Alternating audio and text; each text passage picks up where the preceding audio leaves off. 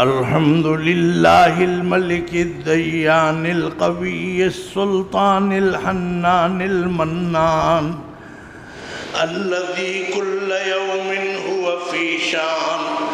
أحمده في كل وقت وأشكره سرا وإعلان أشهد أن لا إله إلا الله وحده لا شريك له شهادة خالصة بالقلب واللسان وأشهد أن سيدنا ونبينا ومولانا محمدا عبده ورسوله الذي أرسله الله بالهدى والبيان معاشر الحاضرين إن شهر رمضان قد عزم على الانصراف أين العيون الباكية وأين القلوب الخاشعة من خشية الله الملك الديان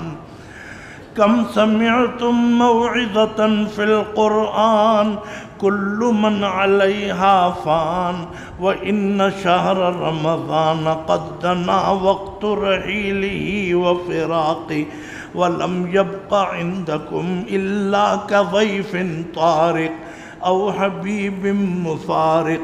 ألا إن فراق الأحباب مر المذاق فأين من كسر فيه العمل الصالح فقد ربح الصائمون وخسر المبطلون فودعوا شعركم بالزفرات والعبرات السواكب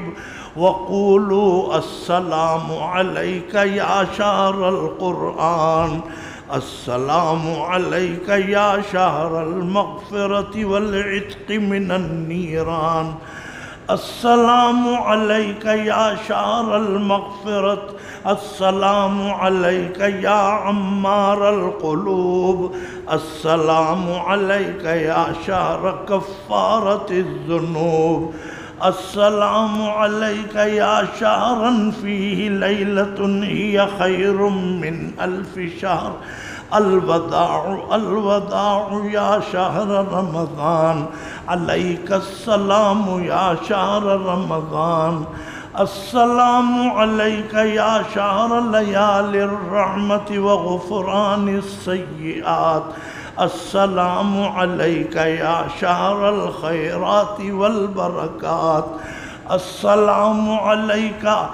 السلام عليك يا شهر الصدقات والزكاة والصيام والصلاة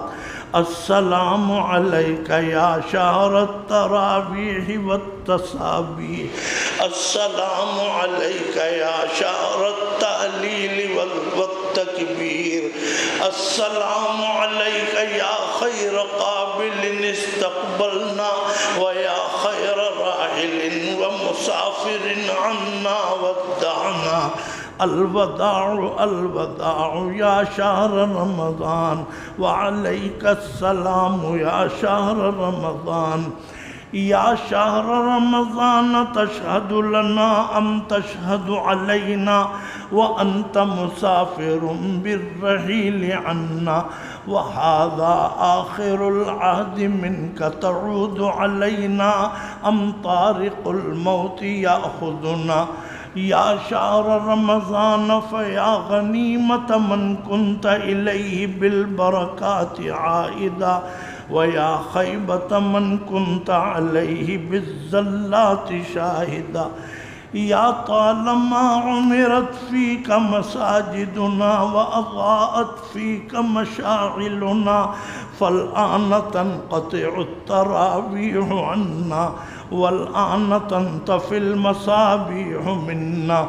فلا أذان ينتظر إلى الفطور ولا نجم يرتقب إلى السحور يا طالما خمست فيك البطون وصهرت فيك العيون إنا لله وإنا إليه راجعون فما أوحش فراقك منا وما أطول بعادك عنا. إن يوم الفراق يوحش علينا، فرحم الله عبدا ودع رمضان بالتوبة والإنابة. وقولوا بأجمعكم اللهم اجعلنا من عتقاء شهر رمضان وأجرنا من النيران بحرمة شهر رمضان، واغفر لنا أجمعين برحمتك يا أرحم الراحمين. والحمد لله رب العالمين. أعوذ بالله من الشيطان الرجيم. إن المتقين في مقام أمين في جنات وعيون يلبسون من سندس واستبرق متقابلين كذلك وزوجناهم بحور عين.